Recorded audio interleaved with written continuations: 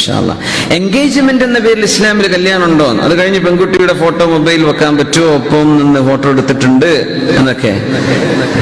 അത് നമ്മൾ അബുദാബിയിലെ ക്ലാസ്സിലൊക്കെ വരുന്ന ആൾക്കാർക്ക് പിന്നെ അത് ചോദിക്കാൻ പറ്റൂല.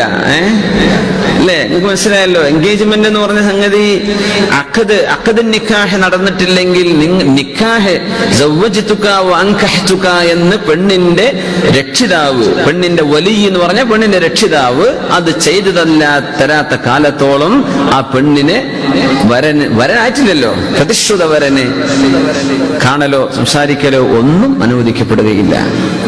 ഫോട്ടോ എടുക്കാൻ നിൽക്കും വേണ്ട, നിങ്ങൾ അവർക്ക് ചാറ്റിങ്ങോ ഒന്നും നടത്തണ്ട, അതിനൊന്നും സമയമായിട്ടില്ല.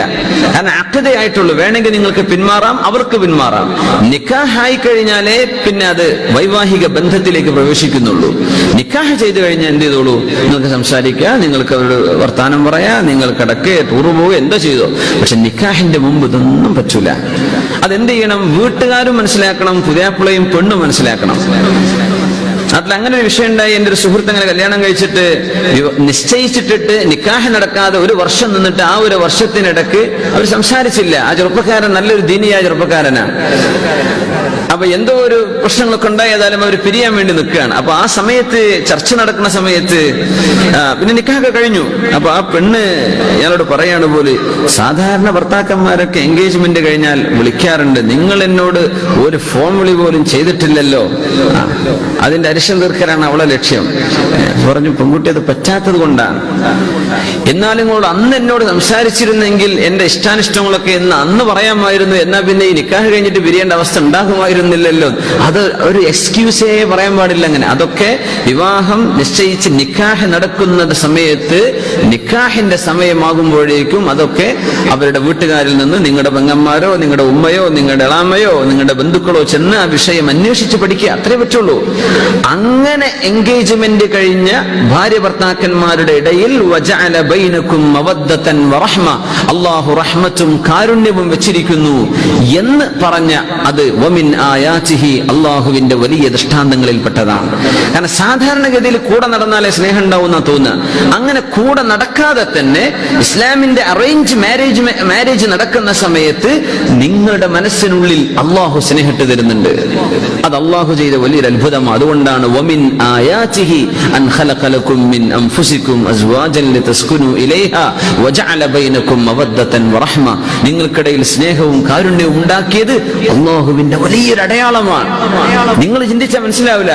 നിങ്ങൾ ചിന്തിക്കുന്നത് എങ്ങനെയാ? കൂടെ നടന്ന് കൂടെ കടന്ന് പാശ്ചാത്യന്റെ ഡേറ്റിംഗ് ഒക്കെ കഴിഞ്ഞിട്ടല്ലേ സ്നേഹം ഉണ്ടാവുള്ളൂ എന്ന് തോന്നുക. അല്ലല്ല, അതൊന്നും ഇല്ലാതെ നിങ്ങൾക്കിടയിൽ സ്നേഹം ഉണ്ടാക്കിയവനാണ് അല്ലാഹു സുബ്ഹാനഹു വ തആല.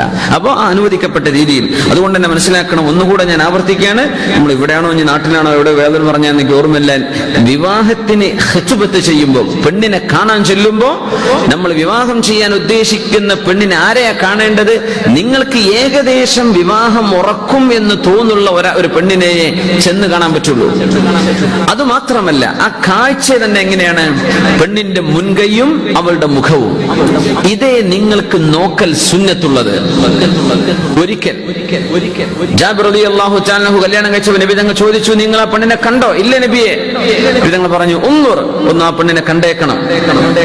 ഫഇന്നഹു അജ്ദറു അൻ യുഅദമ ബൈനകുമാ, നിങ്ങൾക്കിടയിൽ സ്നേഹം നിലനിൽക്കാൻ അത് ആവശ്യമാണ്. ഈ പെണ്ണിന്റെ കോലെന്താ എന്തൊന്നും അറിയാതെ കല്യാണം കഴിച്ചു പോണ്ട, നീ കണ്ടോ?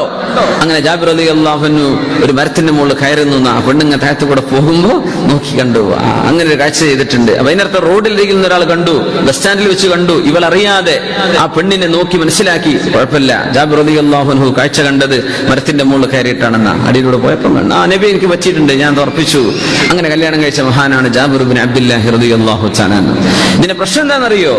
സംസാരിക്കാൻ പാടില്ല. നമ്മളെന്താ പറയാ, സിനിമ സ്റ്റൈലിൽ എന്നാ പിന്നെ അവര് സംസാരിച്ചോട്ടെ, എല്ലാവരും കൂടെ പോരുന്നു. പച്ച ഹറാമാണത്. ആ പെണ്ണിന്റെ വാപ്പയോ മുതിർന്ന ആങ്ങളെയോ കൂടെ ഇല്ലാതെ ഈ കാണാൻ വന്ന ചെറുക്കൻ അവളെ കാണാൻ പാടില്ല എന്നാണ്.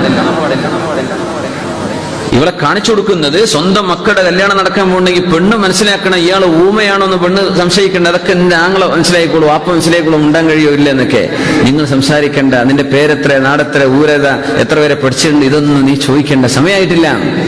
കാണലേ അനുവദിക്കപ്പെട്ടിട്ടുള്ളൂ.